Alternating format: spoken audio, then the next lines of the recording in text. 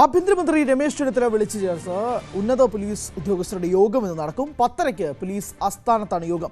ക്രമസമാധാനം, ലഹരി വിരുദ്ധ പദ്ധതികൾ എന്നിവയെക്കുറിച്ച് ചർച്ച നടക്കും.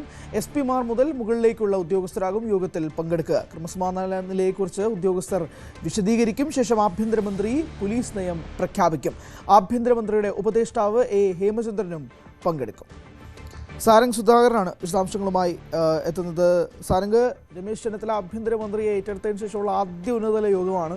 വലിയ പ്രതീക്ഷയിൽ നിൽക്കുകയാണ്. എന്തായിരിക്കും മുഖ്യമന്ത്രി സ്ഥാനം പ്രതീക്ഷിച്ചിരുന്ന ചെന്നിത്തല ഇപ്പോൾ ആഭ്യന്തരമന്ത്രിയാകുമ്പോഴേക്കും എന്തൊക്കെ അഴിച്ചുപണികൾ, മാറ്റങ്ങൾ പ്രതീക്ഷിക്കും?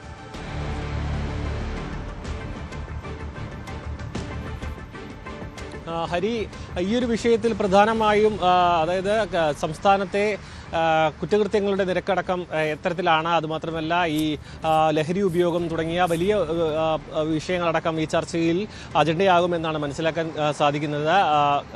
ആഭ്യന്തരമന്ത്രിയായി ചുമതല ഏറ്റെടുത്തതിന് ശേഷം ആദ്യമായി ഉള്ള യോഗമാണ് ഇന്ന് 10 മണിക്ക് തിരുവനന്തപുരത്ത് വെച്ച് നടക്കുന്നത്. SP മുതൽ ഉയർന്ന റാങ്കിലുള്ള എല്ലാവരെയും ഈ യോഗത്തിൽ പങ്കെടുക്കാൻ വേണ്ടി നിർദ്ദേശം നൽകിയിട്ടുണ്ട്.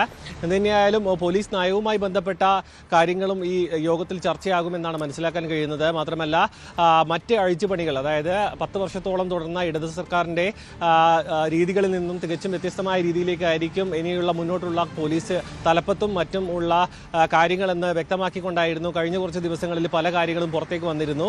മാത്രമല്ല ഇനി വരാൻ പോകുന്ന ദിവസങ്ങളിൽ, അതായത് വരുന്ന കാലങ്ങളിൽ എങ്ങനെയാണ് പോലീസ് നയവും ഒപ്പം ക്രമസമാധാന നിലയുടെ ഒരു കാര്യം കൂടി ആഭ്യന്തരമന്ത്രി ഈ ഒരു ചർച്ചയിൽ വിഷയമാകുമെന്നാണ് മനസ്സിലാക്കുന്നത്. കാരണം നിലവിലെ സാഹചര്യം എങ്ങനെയാണ്? നമുക്കറിയാം, കുറച്ച് മുൻപ് വരെ ലഹരിയുടെ ഉപയോഗം വളരെ രീതിയിൽ ഉയർന്നു നിൽക്കുന്നൊരു സാഹചര്യം ഉണ്ടായിരുന്നു. അതടക്കം ക്രമസമാധാന നിലയെ അടക്കം വലിയ രീതിയിൽ ബാധിച്ചിരുന്നു സംസ്ഥാനത്ത്. അതുമാത്രമല്ല ഒപ്പം സംസ്ഥാനത്തേക്കുള്ള ലഹരിയുടെ ഒഴുക്കും തടയുന്നതുമായി ബന്ധപ്പെട്ട് പോലീസിന്റെ ഭാഗത്തു നിന്നുള്ള നടപടിക്രമങ്ങൾ എന്തൊക്കെയാണെന്നടക്കം ഈ യോഗം വിലയിരുത്തുകയും ചെയ്യും.